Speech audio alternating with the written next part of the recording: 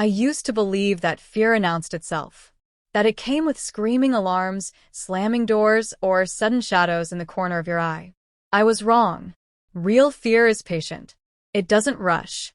It settles in quietly, like a second heartbeat you didn't ask for, counting down time you don't understand yet. This story happened when I was 16, during the coldest winter our town had seen in years. Snow piled high against houses, and the streets were so quiet at night that even distant sounds felt close. Our house was ordinary. 2 floors, narrow hallway, creaking stairs that complained if you stepped on them the wrong way. I had lived there my whole life and knew every sound it made. That's how I knew something was wrong the first night I heard it. It was just after midnight. I wasn't asleep yet, just lying in bed, scrolling through my phone, when I heard a soft sound drifting up from downstairs. Not a bang. Not a footstep. A slow scrape, like something heavy being pulled across the floor very carefully. I froze. The sound stopped. I waited. Seconds passed. Then it happened again. Scrape. Pause. Scrape. Each movement felt intentional, as if whoever was down there knew exactly how much noise they could make without waking the house. I held my breath and listened harder than I ever had before. No voices. No footsteps.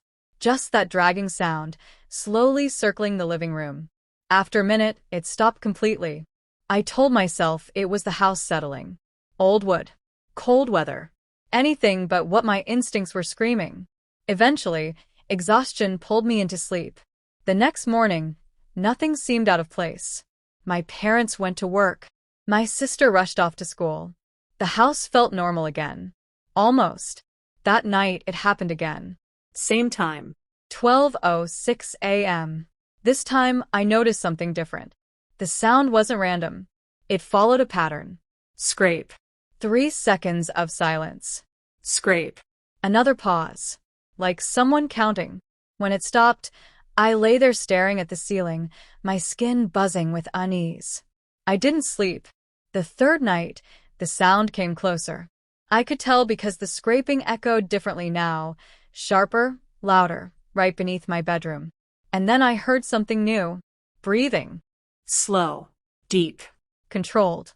Not the breathing of someone asleep. The breathing of someone who is awake and listening. I sat up in bed, heart hammering so hard it made my ears ring.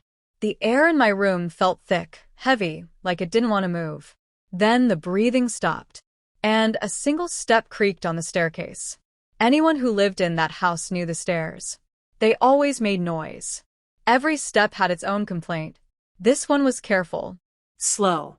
Avoiding the worst boards. 1 step. Pause. Another. Pause. Whoever it was knew the house.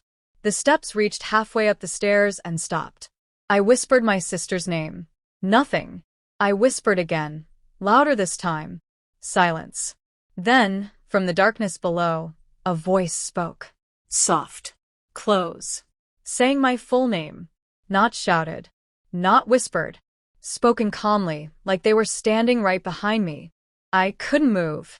My body refused to respond, like fear had unplugged me from myself. The voice didn't speak again. The steps slowly retreated. Down. Down. Until the house was silent once more. I stayed awake until morning, watching my door, waiting for it to move. It didn't. The next day, I told my parents.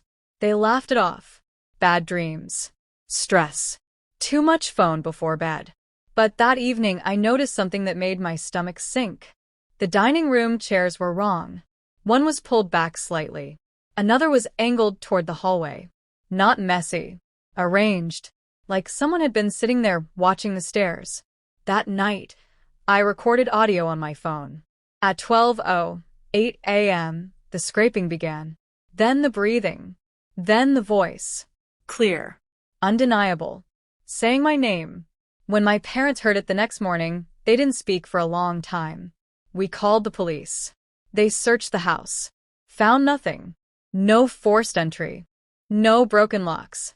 But just as they were about to leave, one officer paused near the pantry. There was a small door behind it. A crawl space.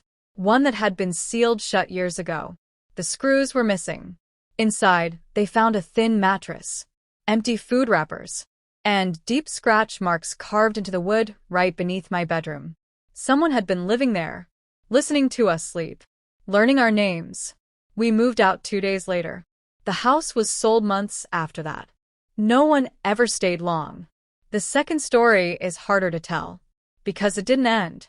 Aaron believed fear was entertainment. He narrated it, animated it, scheduled it, and uploaded it. Alone in his apartment, night after night. His channel focused on true scary stories, slow ones, subtle ones. The kind that made you check your locks after watching. He thought he was in control. The first knock came while he was recording. 3 taps. Soft. Precise. He ignored it. The second knock came 10 minutes later. Same rhythm. Same volume. When he checked the door, no one was there. The knock started happening every night. Always when he recorded. Always 3 taps. Then the notes began. Slipped under the door. At first, they were blank. Then symbols. Then words. I'm listening. The notes referenced details that were never uploaded. Script-only details. Private ideas. When Aaron installed a camera, it captured something worse than movement. At 2:33 a.m., the hallway camera showed a figure already standing at his door. Not arriving. Not leaving. Just standing. Motionless. For over an hour. The next note said, I don't like cameras. Aaron stopped uploading. The knock stopped. The silence felt wrong. A month later, he uploaded again. That night, the knock came from inside his apartment. 3 taps. Behind him. His final video cuts out mid-sentence. The police found his apartment empty. No signs of struggle. Just a script on his screen. 1 line typed. I know you're listening. His channel still uploads. No one knows who does it. But the comments all say the same thing. The breathing sounds closer now.